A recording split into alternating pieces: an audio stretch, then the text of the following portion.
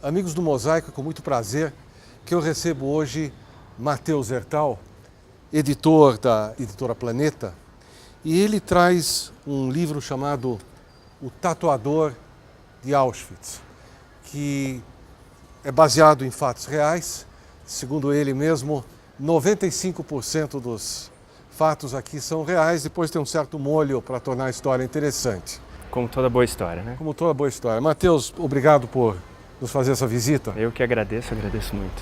A minha primeira pergunta, como filho de alguém que sobreviveu ao Holocausto, é por que este livro? Nós precisamos de mais um livro sobre o Holocausto? A autora ela diz uma coisa bastante interessante sobre o livro, que é: esse não é o livro sobre a história do Holocausto, mas é um livro sobre uma história no Holocausto. Aham. Então é uma perspectiva mais humanizada, talvez. Mais pessoal? Mais pessoal, um recorte subjetivo, pessoal, de um personagem específico, enfim, de todo o horror ali que o Holocausto representou para a humanidade.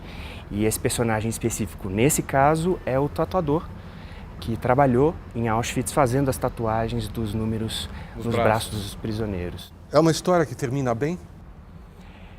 Pode dar, assim, como dizem, né, o spoiler? Eu não sei se a gente deve dar o spoiler, mas o que você pode me contar? É muito relativo, né? Quando a gente fala de uma história tão traumática e tão horrorosa, né, como todas as histórias relacionadas ao Holocausto, é um pouco relativo você dizer se ela acaba bem ou não. Claro.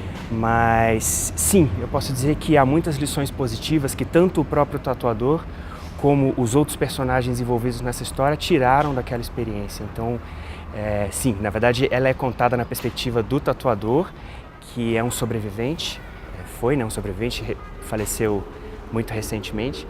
Então, nesse ponto de vista, sim, é uma história com um final positivo. Aliás, durante muitos anos, nas comunidades judaicas pelo mundo, havia vamos dizer assim, uma certa discriminação, uma certa opinião firmada de que aqueles que de alguma forma trabalharam para o regime eram colaboracionistas. É claro, é mais fácil falar isso sentado aqui nessa cadeira aqui no jardim, do que tendo que enfrentar um oficial da SS que está lhe dando ordens. O livro, de alguma forma, fala desse conflito?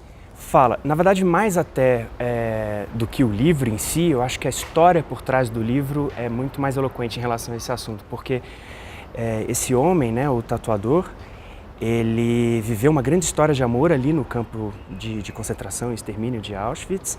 Teoricamente, então, teria muita história para contar a partir dessa experiência, mas ele manteve silêncio por 60 anos. E um dos principais motivos para esse silêncio era justamente o medo e a culpa de ser considerado um colaborador, né, um colaboracionista. Tá. Enfim, não só para a comunidade como um todo, mas para ele próprio.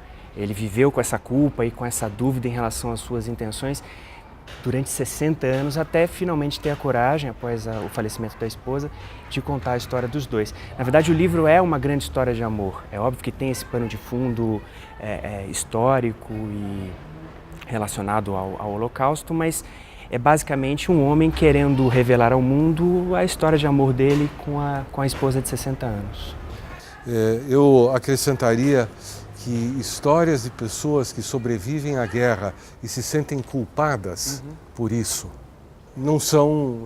esta não é a primeira, talvez não será, não foi a primeira e talvez não seja a última. Uma curiosidade, por que quem definiu este visual? Como é que vocês chegaram a essa capa de livro? Essa, na verdade, é a capa do livro original, né? A capa original do livro. Ele foi publicado primeiro na Austrália. A Heather Morris é uma autora australiana e é onde vivia o casal principal, né? O casal de protagonistas do livro. Após a saída da Europa, eles foram se exilar na Austrália. Então essa é a capa original e ela foi escolhida justamente por ter como foco principal, não necessariamente a tragédia, que é óbvia e patente, né, numa história como essa, mas a história de amor proibido entre duas pessoas que se conhecem numa situação tão adversa. Então, né, você tem ali os braços, um masculino e um feminino se tocando, então a ideia é como se eles estivessem em uma fila indiana, se tocando às escondidas, discretamente, e com as duas tatuagens tão, né, evidentes ali, com os números dos dois protagonistas, os números reais, né, que eles de fato tinham tatuados nos braços. Matheus, você é descendente de uma família de alemães que veio há muitas décadas para cá, e você também estudou na Alemanha.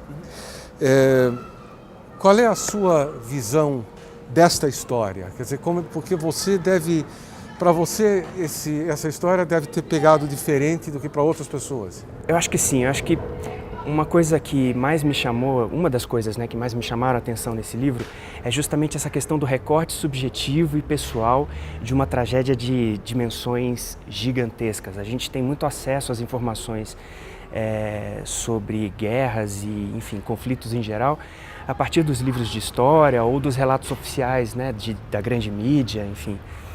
Mas existem também esses relatos pessoais, os relatos que a minha família me contava ao pé ali do sofá, os relatos que eu escutava na minha cidade, que eu também cresci numa cidade de imigrantes aqui no Brasil. E esse é o relato de uma pessoa que esteve ali.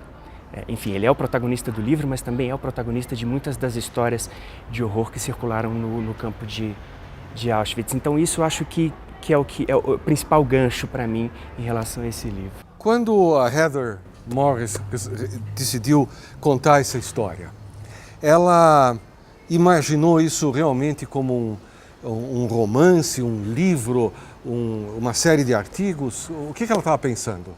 A ideia de escrever o romance, na verdade, veio do próprio tatuador, né, do Laleh.